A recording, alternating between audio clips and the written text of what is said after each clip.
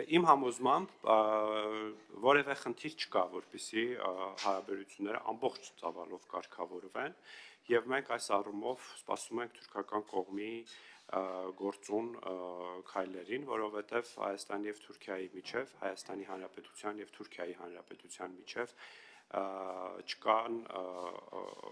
հարաբերությունների կարգավորման համար խոչընդոտներ։ Ինչ վերաբերվում է թրիփին եւ օգոստոսի 8-ի հետ օգոստոս 8-յան զարգացումներին, պետք է նշեմ, որ Ամերիկայի Միացյալ Նահանգների հետ քննարկումներ են տեղի ունենում, պետք է աշխատանքային խմբեր կամ պատվիրակություններ կան Հայաստան, որոնց հետ պետք է քննարկվեն կամ արդեն քննարկվել են թրիփի տեխնիկական մանրամասները, ուսումնասիրվեն արդեն տեղանքում երկաթուղու, ճանապարհի,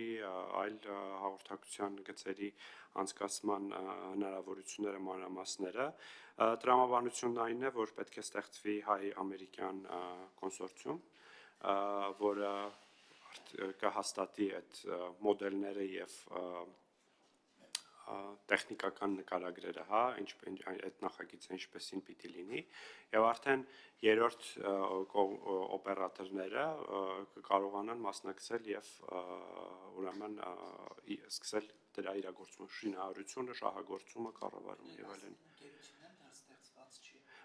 Ընկերությունը ոչ դեռ ստեղծված չէ, պետք է ստեղծվի եւ ենթադրում գրանցվի Հայաստանի Հանրապետությունում, այսինքն այդ իրավական պրոցեդուրան դեռ արված չէ։ 24 News Հարցը սողում եմ երկու պատգամավորներին, ամեն դեպքում Արարատ Միրզոյան